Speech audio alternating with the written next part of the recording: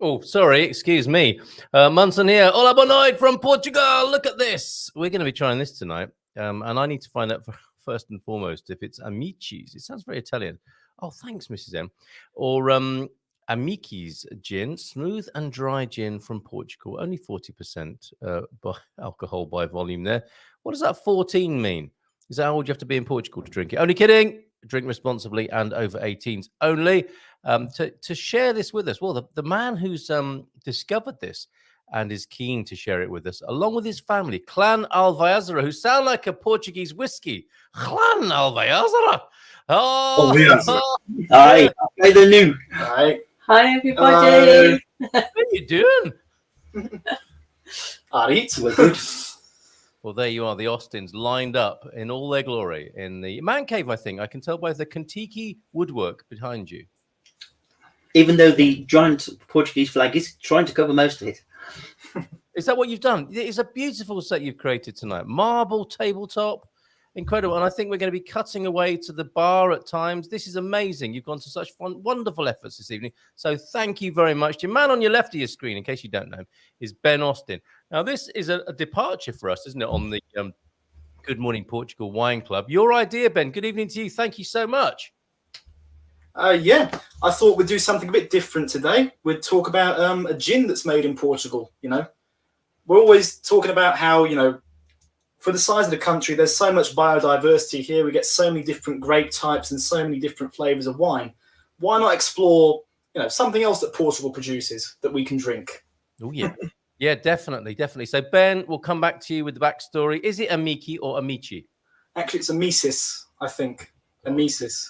It's Latin. So you weren't too far off when you said it sounded Italian, because it comes from Latin that means friend. Oh, ami, of course, from the Latin root ami for yes, amorousness, amicability, and that sort of thing. I say. Oh, look at you. Okay. Well, my pronunciation was way off. I completely got that wrong, but thank you. Amicis, then we'll go with tonight. Thank you very much, Ben. Terence, working from left to right. Dear boy, how are you? I'm very well, thank you. How are you? Lovely shirt there. I'm very well. Yes, very good. All the better for seeing you, of course. And I imagine you will have a pithy interjection from time to time this evening. Well, I'll try and behave myself, okay? Because no chance. You know what it's like, jumping in with both feet. Yeah. And so I'll just try and restrain myself and just be a useful supporter.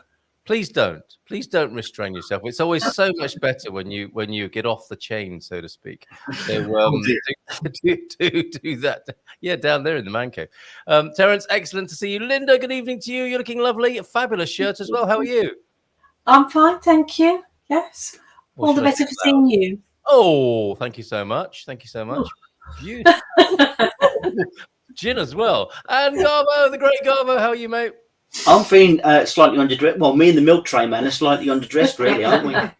You are. But milk tray man is a good description, or German U-boat captain. I like that look. That's genau. Torpedo louse. Dive. Okay. Ubi's with us as well. Hello, Ubi. We are live. This is not Memrex. You can watch again later, of course, as you can with all Good Morning Portugal shows. But yes, live and direct right now. But then again, if you're watching and recording and I'm saying that, you're going to think it's live. But yes, we are 5 minutes past 8 here on the Portuguese mainland on the 4th of September. Ben's also here. Ben, good evening to you. Great to see you here. You had me at Gin, a keen viewer already. And Nubianet, too bad. It's a bit early for me to start on Gin. Oh, come on. No, perhaps the sun isn't past the yard arm in California. I have a Danish. And, I have a Danish. I have a Danish rose gin. I thought you had a cinnamon swirl and some rosé gin. Or what you could have had. Go on. Danish. Well, a Danish. Whatever. Leave it to your own imagination. I have a Danish here that I'm just getting on with. Excuse me. All right. And hola, you add as well, Nubianet. I'm really looking forward to this. It is a big departure. It's not wine, is it? Let's face it, Ben. So where did you first discover this and where and when? Oddly enough, I discovered it in my college. For context, I wasn't drinking or anything. I go to a culinary college, so. Oh, okay. Hold on a minute. You go to a culinary college and what you research gin as part of the course? Well, we do flambés and things like that of that nature, and we cook with alcohol. I'm so sorry to hear and we that. do have a part that's for bartending and so forth. So Really? And what happens? Do Portuguese booze companies rock up and say, you young students, really, you need to be putting this in your recipes and telling the whole world about it? I'm not entirely sure. I know the school has some deals with some companies. I think we have something going with Amicis because we're from the same region as them. Mm. And that being where would Amicis place themselves? Central Portugal, Beira region. What would you say?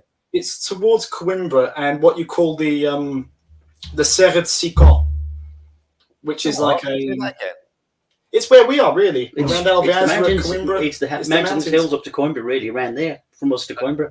All right, so the Coimbran range almost. That you're not a million miles away from. Okay, well that sounds like great fun. How's the course going? Going quite well. Got my last year next year, so fingers crossed. Do good. Okay.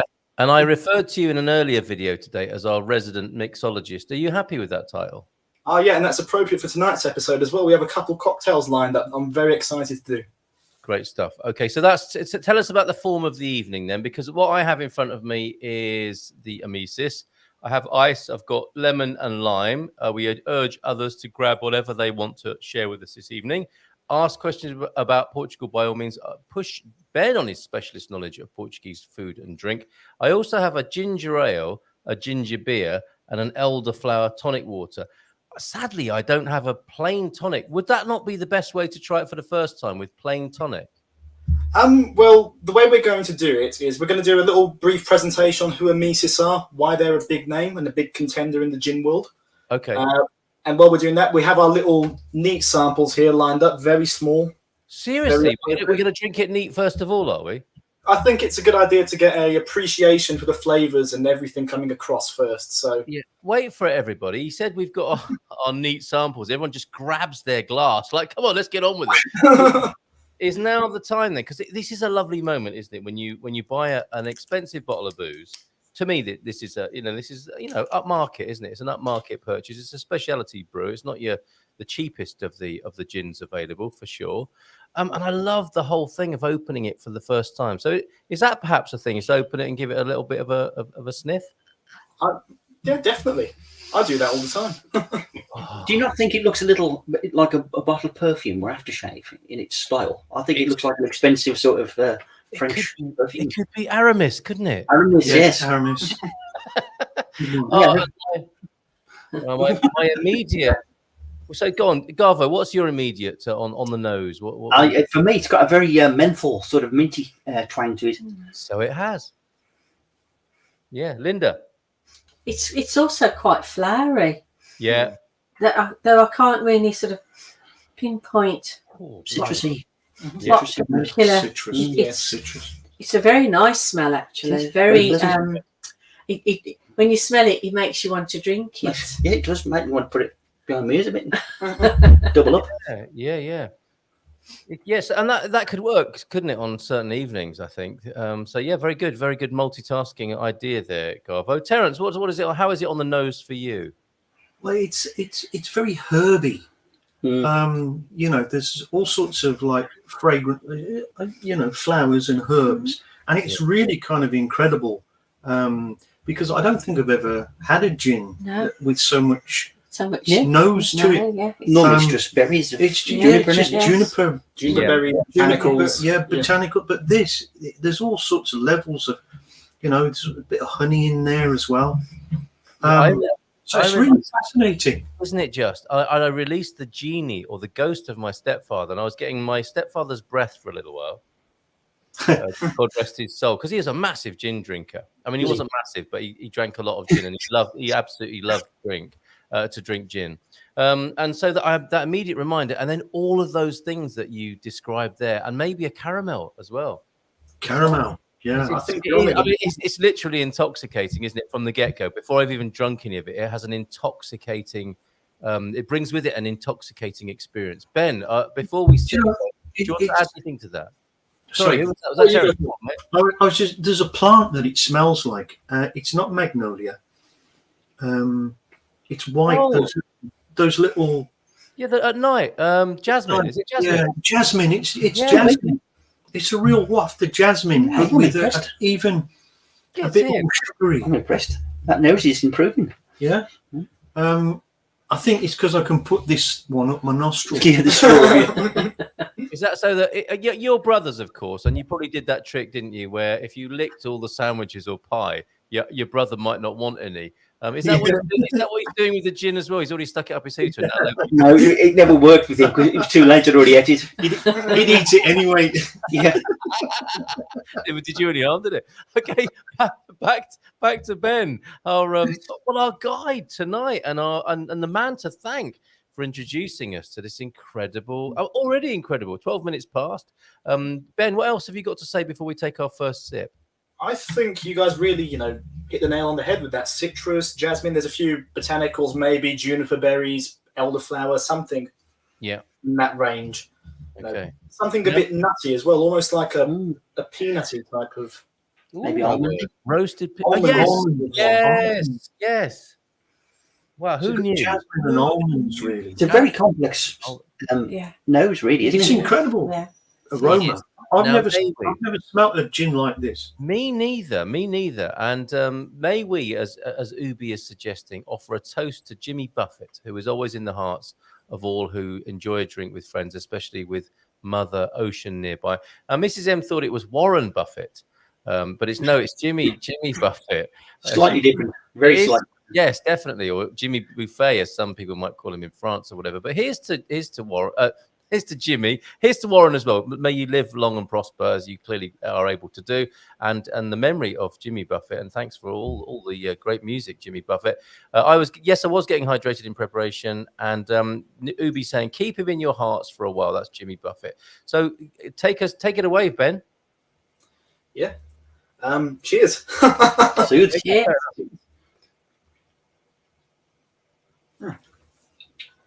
Oh my word! And do we do the same thing as we would with the wine? Are we slooshing it around, and is it the same sort of treatment? I'd imagine so. I'd add one more. I've always been told when you have something strong, it's to inhale through your mouth first, and then as you're drinking it, exhale through your nose. That kind of takes away the potency. You couldn't resist, could you? I blame myself for that one. Wrong club. I can taste orange in that now. Something citrusy, orangey sort. Yeah. And you know that's going to work with the ginger flavors that we might be talking about tonight. Yeah, the orange. There are very few gins that you can drink straight. It's rubbing my throat. Yeah. Normally you'd have a straight gin, you go, oh, good God, that's awful. Yeah. But that is incredibly smooth for a neat gin. Yeah. It looks good. Very nice. Neat, and it doesn't make you. It doesn't make your leg fly up in the air. Every gin I've ever tasted. It's quite strong for me because I don't normally drink anything like that, Nate. And I'm not usually a gin drinker, but the smell of it is lovely. Beautiful. And the taste is not like any other gin that I've tasted. Yeah, right. But it does take my breath away. Well, you're not a straight spirit drinker, are you, really? So. I'm feeling it already. I mean, that's lovely. That's lovely. The bonking you can hear from time to time is not somebody trying to get out from the paneling behind them in the cellar there. It's a table acoustic. So occasionally you will hear. I'll demonstrate. It's the marble table. There we go. Never. Percussion section of Earth, Wind and Fire there. Ben, okay, so what's next? We've had a little sip of it naked, as it were. Yeah. Personally, I found that I'd struggle to tie this into a gin. If you gave this to me and didn't tell me what it was, I would struggle to get to gin. It's one of the first I've ever had that doesn't leave that impression, really. It's quite sweet for one as well. Could be a liqueur, couldn't it? If you were blind tasting this, you could say that's a liqueur of some sort, isn't it? Yeah. You'd never say it was a gin, would you, really? I wouldn't say it was a gin. So what makes it a gin, then? What makes it a gin? It's like it starts its life out as most alcohols do, either something that has been distilled from grain or grape, some sort of alcohol that is then preserved, usually in copper with botanicals. I had to cast my mind back to a bartending class then. And traditionally with juniper berries for a gin. yes, it's the the botanicals usually are juniper berries, elderberries, things like that. A bit of mint sometimes. Okay. It varies from gin to gin. Okay. All right. Great.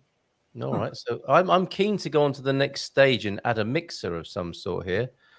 I thought before we do that, did I send you the link to the website earlier? I can't remember if I You did actually, and I've got a couple of vids to play as well with Estado Liquido's incredible gin selection, and a quick intro to them as well. So here we go. There's your Amicis website. Ben, are you going to talk us through this? Yeah, I'll just do that bit first. And so I want to talk about Amicis. It's regional to us around the Sicard area, and something that surprised me for an area that's not very well known around the world. It has won a very big competition, which, you have to forgive my pronunciation. It's French, which is the Concours Mondial de Bruxelles. So competition usually situated in Brussels. For us non-Francophiles. The Francophiles. For the non-French speakers. It's the international competition in Brussels. Usually, if you Google it, it'll appear with all their wine competitions, but they also have a section for spirits as well, where you get over 1,700 entries annually. Just to put it in perspective. That's quite 1,700. Yes. That's some That's serious competition. entries. That is. And this won Gold medal. gold medal. Oh, wow. In, was it 2016? 17. 17. The company was only founded in 2016 as well. So, I mean, 2016, and then the next year they knock it out of the park with that award. Exactly. So That's something. new kid on the block, came from an area that's not very famous for producing gin, and win a gold medal within 1 year. I think that's quite impressive, and that's worth mentioning. Yeah, it is impressive. This is amazing. This is I love the website. Absolutely brilliant. And that bottle is great, isn't it? They thought long and hard about that and created incredible packaging. And the backstory here, much of which you're reflecting and sharing with us, Ben. It's modern, isn't it, that design? It's sort of like It's classy. Quite sleek. It's Yeah, classic. and You'd say it's classic. it would stand out on the shelves, I think. There wasn't anything like I that. think it's a great conversation piece to have as well, because like you said, it does stand out from a lot of other gins. Yeah. And it's it's got such a unique history and something that's so local and dear to us. That's lovely. It is lovely little touch that it's grown in the hills around where I live and processed in one of my favourite cities. So yeah, it endears itself to me straight away. Yeah, that is a lovely thing. You're almost claiming it, aren't you, as your local gin? Yeah, and there we go. What was it that it was described as? The botanicals harvested in Serra de Açor, which I think you said Ansico lands, at certain times of the year in order to obtain greater aromatic potential for each of them. So much care in this. The alcohol used in the base of Amicis is distilled cereal must, giving it excellent spirit to perfume with botanicals.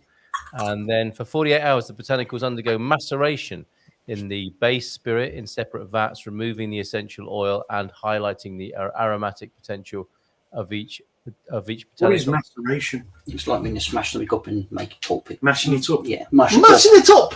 Mash it up. Yeah, or like Mash.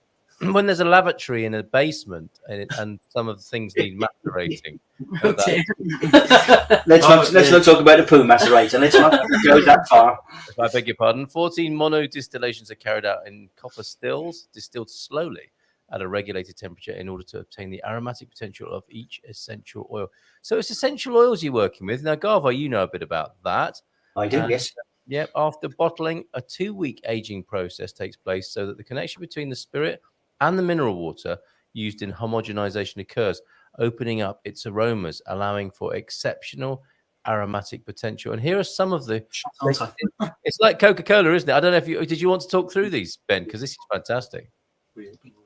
He might not be able to see that screen because it's some distance away from us. Oh, okay. Well, it says Amicis is distilled from 14 natural botanicals from the central region of the country that where you guys live, giving it a floral touch and unique characteristics. Of these 14, we highlight 5. So they're not giving the game away here. It's great, isn't it? A secret recipe is always fantastic. There's the Carcasia flower. There's nuts. So you are bang on. And it said, widely recognized for its nutrients and numerous health benefits. Walnuts are an endogenous product. There's walnut in there. There's also Santa Maria herbs, one of the most famous plants in the Serra de Sico, as it grows abundantly and spontaneously in the region. There's honey in here as well. Serra do Açor honey is distinguished from other types of honey by its low sucrose content, its smell, and its crystalline texture. It's therefore one of the most traditional products from this region. It is such a celebration of the region. And citrus, Coimbra's historic orange groves shaped the city's landscape and life. For years, they grew naturally and in a disorganized way, with their fruits characterized by a sweet flavor. So sweet oranges, because not all oranges were sweet back in the day, were they? They were bred to be sweet. And that's what I think we've got going on here. And that's what you very rightly identified, some of you as well, the citrus notes in there as well. Wow, amazing. Do you need any more of that, Ben? I think that will do us for now. Thank you. Come in. Shall we move over to the bar? Shall I shunt the camera over? Just give me a couple of seconds here to Okay, I'll start Do the moving necessary. things and doing things then. got to put my glass in. Right. I'll leave this. Hope it works. I'll Fingers leave it crossed. here for the time being. Okay. Okay. Get to. So I'll be Oh, there mixing he is.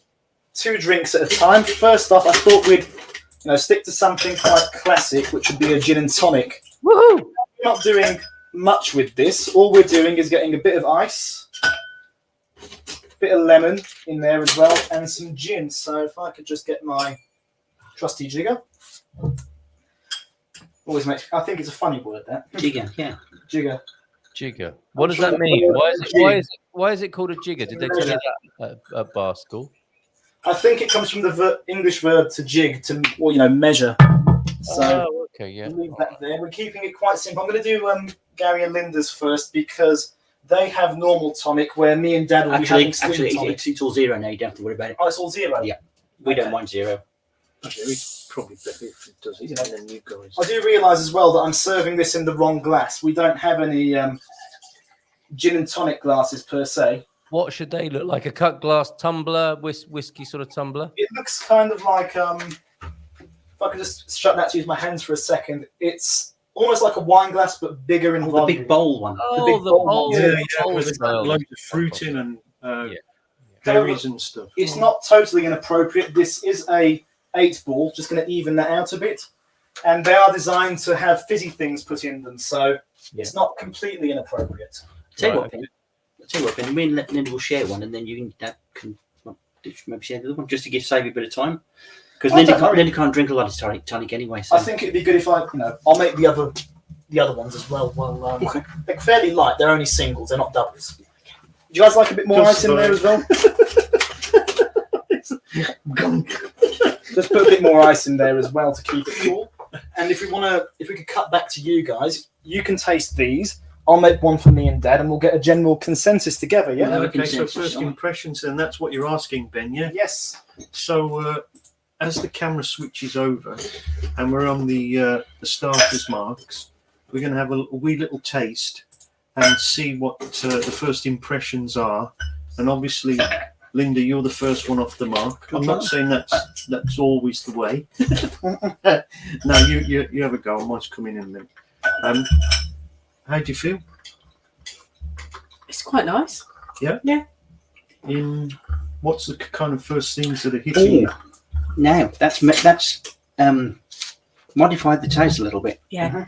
It doesn't taste as What is strong it, now, tonic? obviously, because you've got the tonic in. Yeah. You're not getting that smash. That's almost become a little bit creamy, almost vanilla-y, sort of nice. Yeah, it's sort of like almost like it's sort of like smoothed out the taste. But still very refreshing. Refreshing. It's always been the way with gin and tonics, isn't it? They do have that kind of kick. That's very agreeable. Yeah. Mm. On a scale of 1 to 10, agreeability. Well, I'm really, really fussy with gin. My favourite gin used to be Bombay Sapphire. Most of other gins I wouldn't touch, but this has now become a contender. That is very, very nice. Very, very classy. Yeah. Smooth gin as well. The 2 gins that you just mentioned are London Dry, so these ones are by characteristic a bit smoother. Cheers. Right. That one's yours. Here's mine. Thank you. Should we get a, Cheers. So tell us a bit more about that, Ben. Yeah, cheers. So cheers.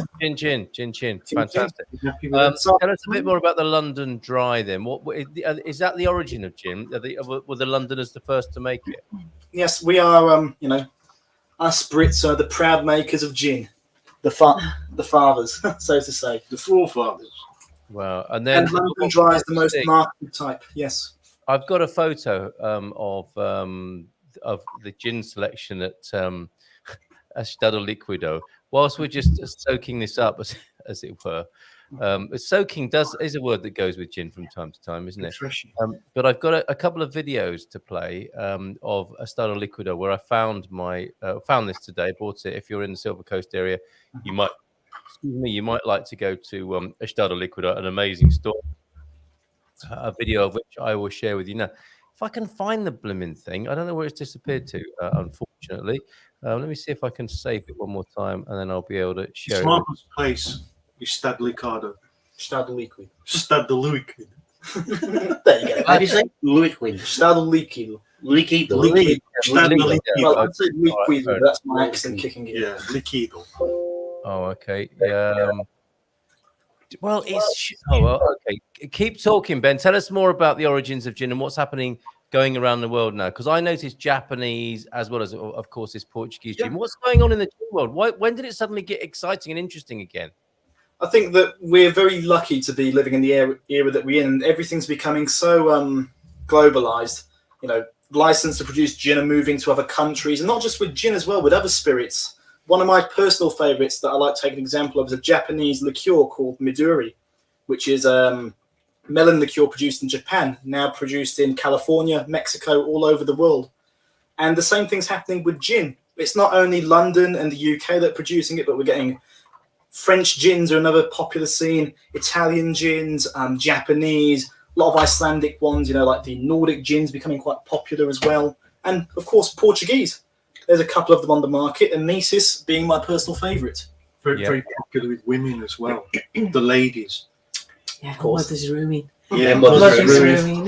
Yeah, I mean, you see people here, and they've got, like you said, those big gin glasses. Yeah. And there's a whacking gin in there, and they've got all sorts of fruit and flavours. I mean, they look marvellous.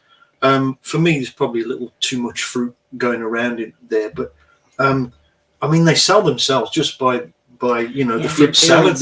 You had them the other day, on Saturday. I had one at Pete's.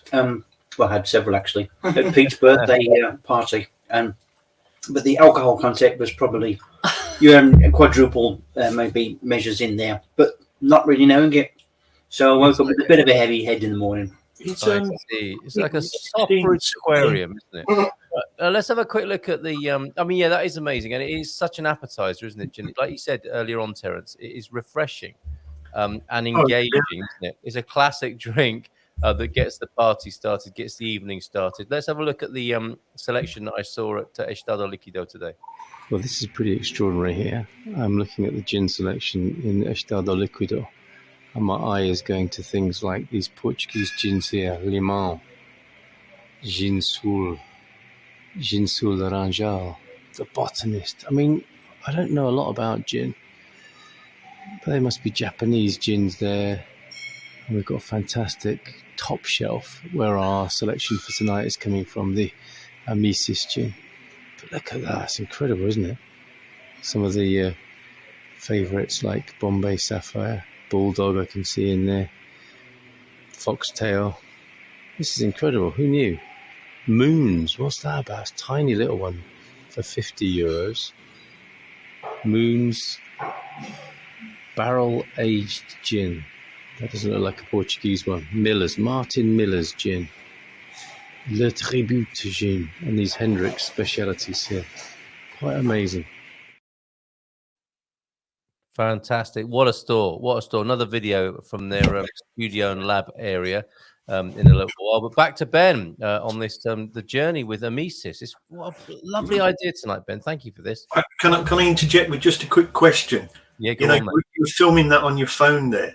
Yeah. I mean, were you getting any comments from people to say this guy's really got it bad, that he loves alcohol so much and gin that he's having to photograph it? Who is this hobo? Yeah, who is this gin guy? Well, it's funny you should say that because I was whispering, wasn't I? Like David Attenborough, like an alcoholic David Attenborough in the store in my natural habitat. And the reason I was whispering is because I hadn't asked for permission to do it. And often when that happens, the store which was empty when you first looked suddenly fills up with assistants in the shop. What the hell you're doing? And I thought, oh, this is ridiculous. And I asked if I could. I've asked them before if I can take videos, and they've been cool about it. But I asked for the next video that I will show you at some point this evening. I asked if it was okay to do it, and she says, yeah, absolutely fine. So no, there was no judgment of that kind, Terence. There were other people there buying loads of wine, and they were doing a roaring trade. Oh, it's a fantastic place. I love it. It's isn't it? Like a complete warehouse, isn't it?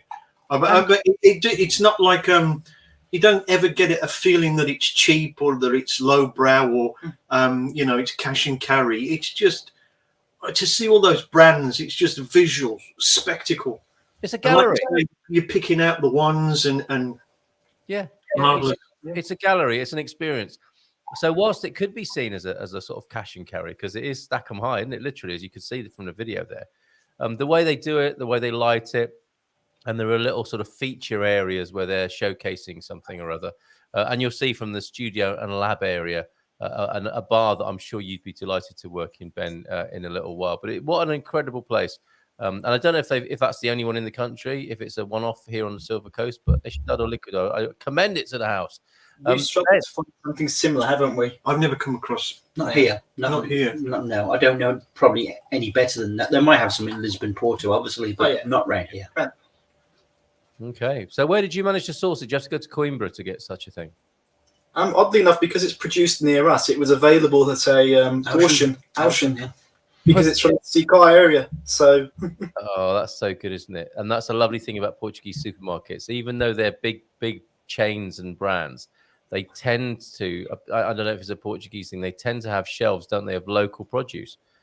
So nice that they've done it in your area there. I've got the elderflower tonic with mine.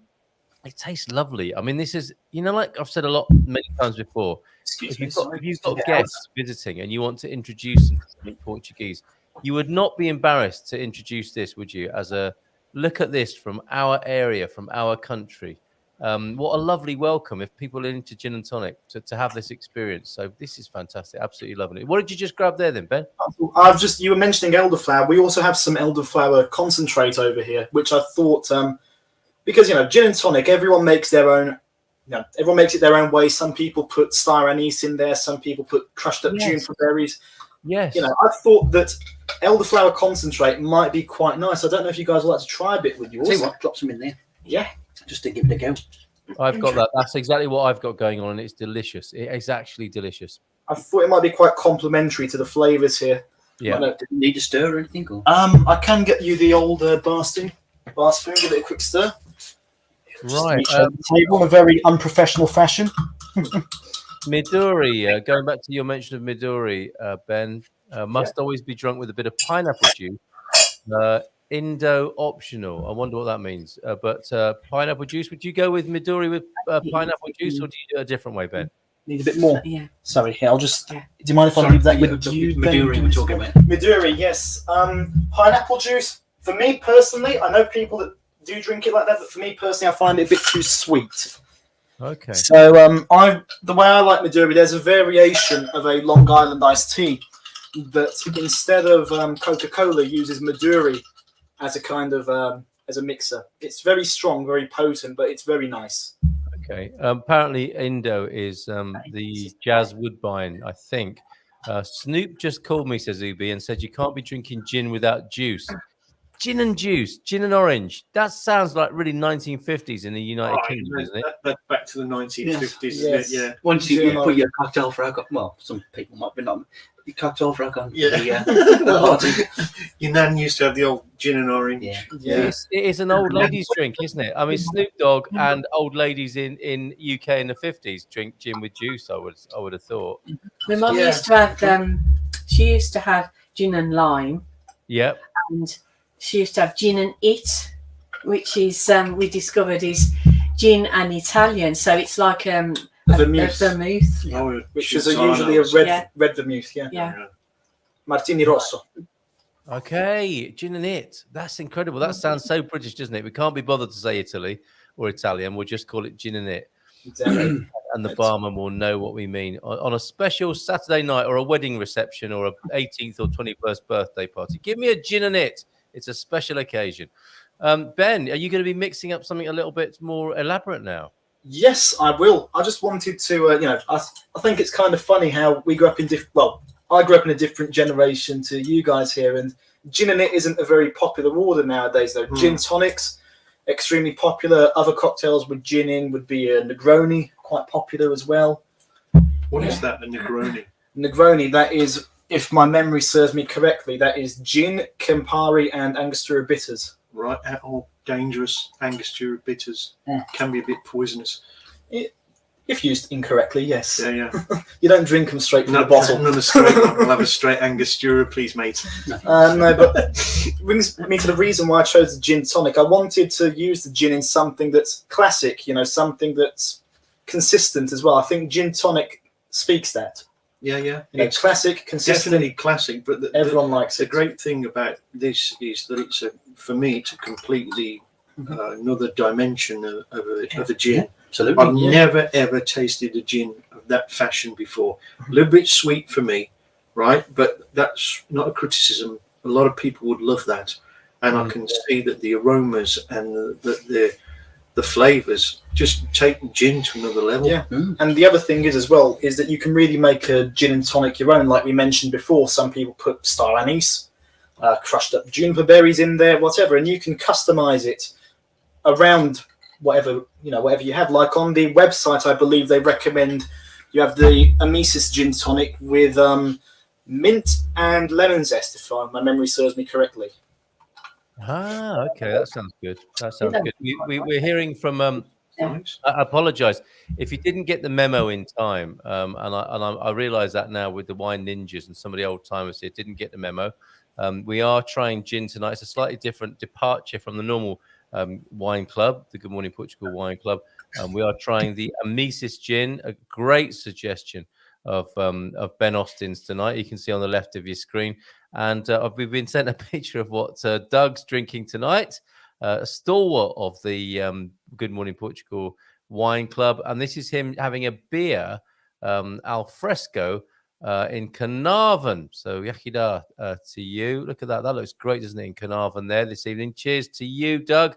And local seafood on the menu, but I can't stand fish, especially shellfish. I don't know what he sees in the Algarve, apart from everything else, apart from fish, of course. Awesome, Doug. Good to see you. And Penny, sorry if the link is coming to you a bit late. I imagine Penny's got some gin in the house, so if she wants to join us for a G&T. And I can't wait, Penny, to make it up to you. I promise, when you come here, we will have some of this Amicis gin, because I am so... We'll have a gin and it based on a Portuguese gin here and a bit of that Italian touch as well in your honor. So let's play the other video while Ben's getting ready to mix the next thing. This is a bit more about Estado Líquido and a part of their shop, which is quite a delight. I'm in Estado Líquido, which is just on the outskirts of Caldas-Estreña. It is an amazing, behind me, all of Portugal's, here's the Champagne and Espumante section, and down these aisles here are every conceivable, imaginable Portuguese wine. I think this is one of the most comprehensive collections of alcohol, certainly Portuguese alcohol, in all of Portugal. And the other thing about it is, the supermarkets have a lot of Portuguese wines, of course, but it's so beautifully laid out, and it just all looks so exciting here. Premium mixers. But what I wanted to show you here, the port selection. Look at that. Is that enough port to be getting on with? The Estado Líquido, that's who we're here with. Established 1987.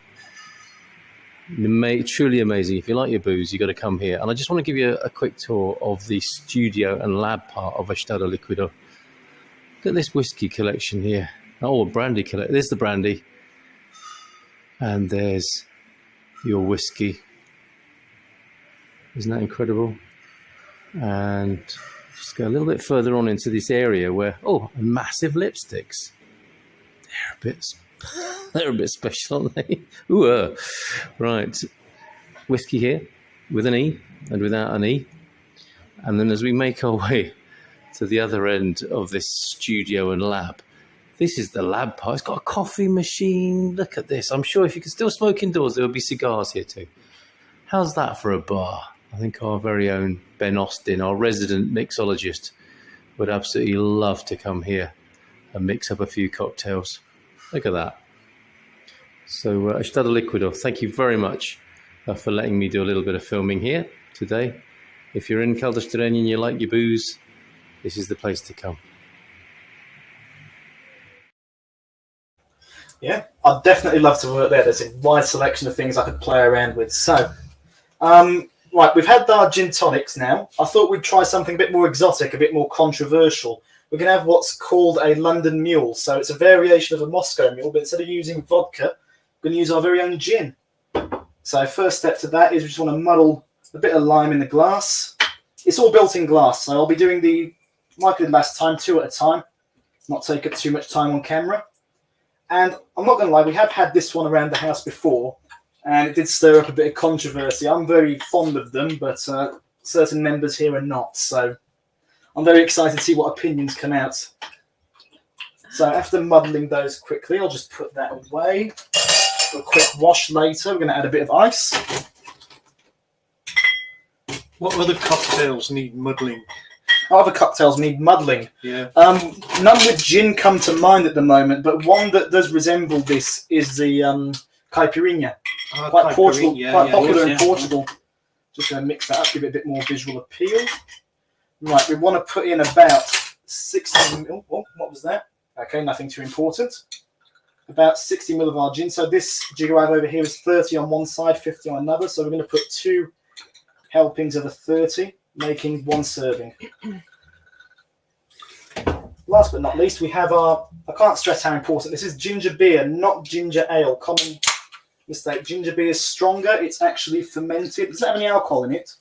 I don't think so. It gives a stronger taste. You can get alcoholic ginger beer, but generally speaking, but ginger beer It's going to is... top that up a little bit. Now, traditionally, these are served in copper mugs as well because it's a drink that requires it to stay cold. You know, it's necessary that it stays cold. Where's the old... Got a spoon, here it is. Sorry, we've crammed the bar tonight, so I'm having trouble finding the right tools. Let's give those a quick mix. I'll put them down on the table, let you guys talk about those, yeah? Get the visuals. Right, give me a second, please, just to shunt the camera. Okay. It's all done very manually, I'm afraid, so there you go. There we go. Oh, if you don't have a muddler, you can just squeeze a bit of lime in there. It will do almost the same thing. Or lemon. Oh, it smells so good. I remembered it was ginger beer or ginger ale. I've opened the ginger beer. I've mixed it up while you were mixing. The aroma on that is lovely, isn't it? Well, not for you, Linda. I like it. Wow. Nice. It's quite fresh, as I remember. Actually, that's different from the one I had. Yeah, because the one we had, we used the Beefeater's gin, the one I showed you, which is right. another London dry gin. Yes. What do you think the difference is between the Beefeater and the Amicis? When I had this last time, I likened it to disinfectant, I think. With the Beefeater? With the Beefeater. And this is not disinfectant. No? Much different. So how's that hitting you then? I mean, what are your first thoughts? It's very smooth again. It's delicate. Mm. Fragrant in the mouth. Quite long-lasting, actually. The taste is quite long-lasting. And very, very pleasant. Mm. Not the same as the Beefeater gin. So, So where would you see yourself drinking this? it depends what time of night. All the time. So do you see it as a kind of midday, a kind of like appetizer, or a nightcap? I don't see it as that sort of hot in the sun midday drink because of the ginger. I think ginger's a warming sort of spice.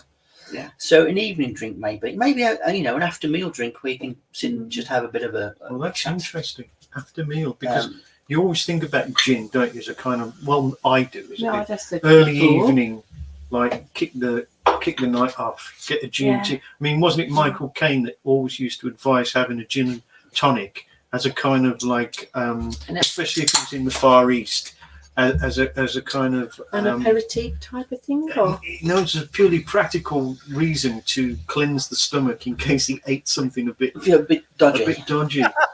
I can see that. I can see that as because I always think of ginger being a digestive that helps the stomach. But yeah, I suppose it could work either way, aperitif or an after dinner drink. So off the table. This is nice.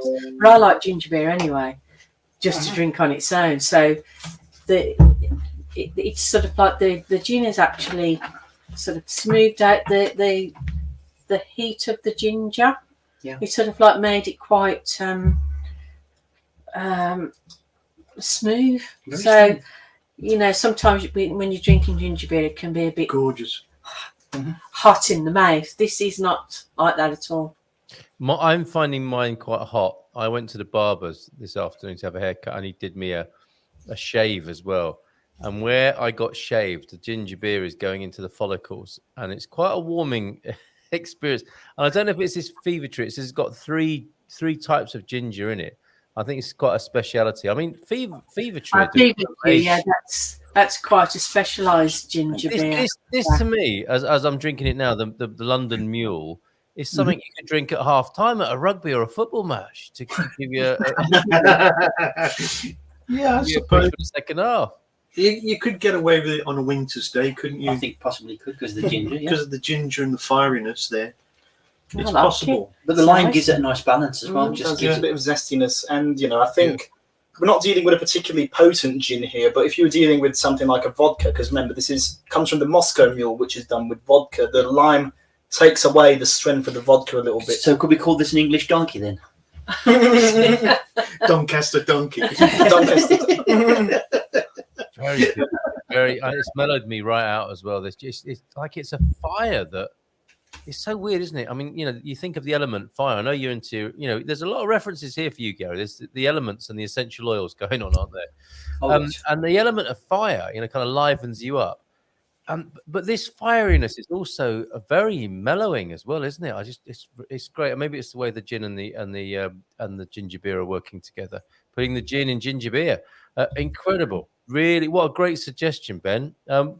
Do we mark this out of 5? I guess we shouldn't we? In the tradition of the wine club.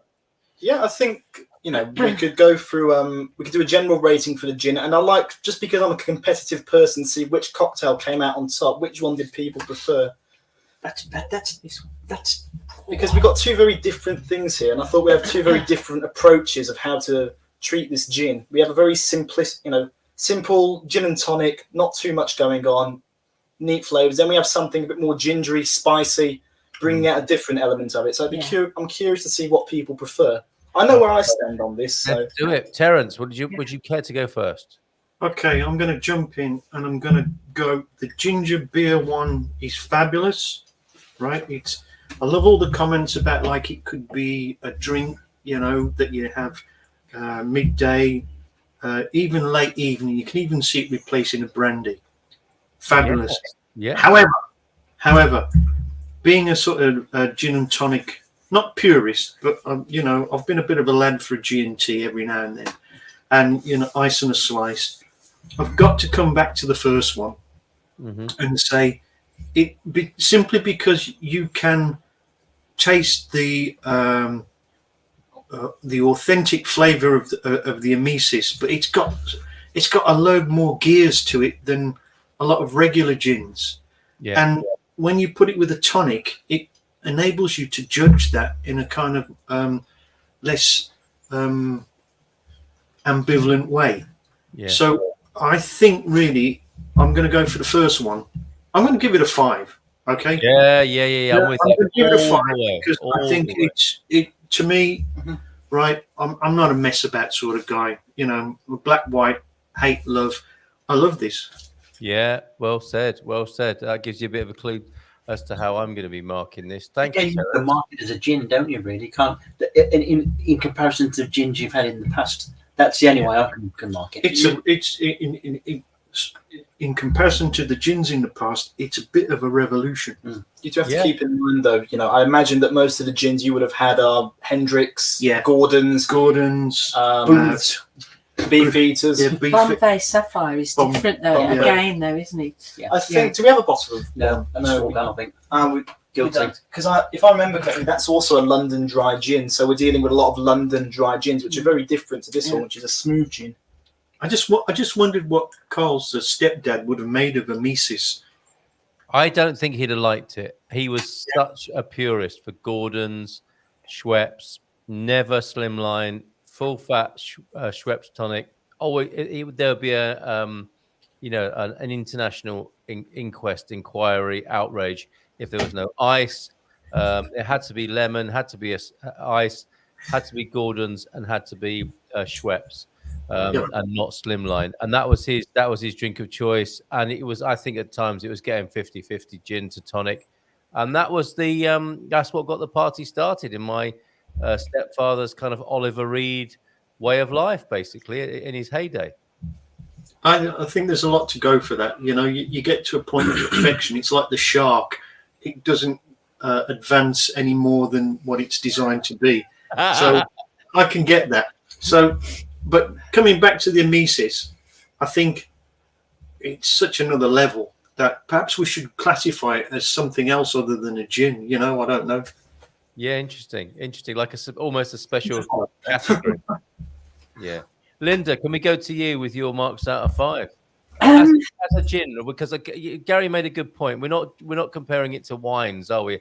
As an experience of Portuguese drinks, this is out of 5 as a gin against other gins and gins in your experience. I'm not really a gin drinker. I've tried Bombay Sapphire gin, which I do like the taste of because it's slightly different to the plain gin. And I've had a gin with juniper berries in it or something like that. That was quite nice. And that was quite nice to drink neat. This one is a bit strong for me to drink neat, but I like it in the ginger beer. I wasn't so keen on the traditional gin and tonic. You can't drink too much tonic, can you? Really? No, but this I really like. It's a bit difficult for me to give a score out of 5 because I'm not a gin drinker, and it's only occasionally that I've had gin. But I do like the taste of that. It's very nice with something in it. So I'll probably give 4.5. Fair enough. That's still a great mark, isn't it? Thank you, Linda. And that has thrown us a little bit, hasn't it? You know, we're so used to drinking wine, and we've pushed the boat out from time to time with something a little bit different, like a Beral, for example. But we've never gone out as left field as this. What do you make of it, Gary?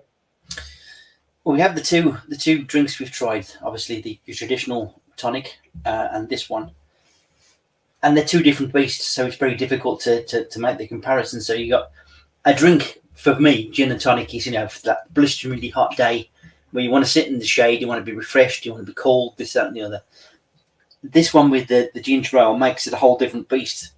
Like you say, ginger is a warming substance, so any form of heat makes you relax and feel good, and so two very different aspects. Out of the two drinks I've had, this one, yes, I really, really, really love this one. It's got everything. It's slightly sweet. It's warming. It's got that citrusy edge to it. And if you ask me the score for Amicis gin compared to any other gin that I've had, without reservation, I have to give it a square 5. It's the best gin I've ever had. Yeah, wow, that's incredible, isn't it? Thank you, Garvo. And I'm agreeing with you.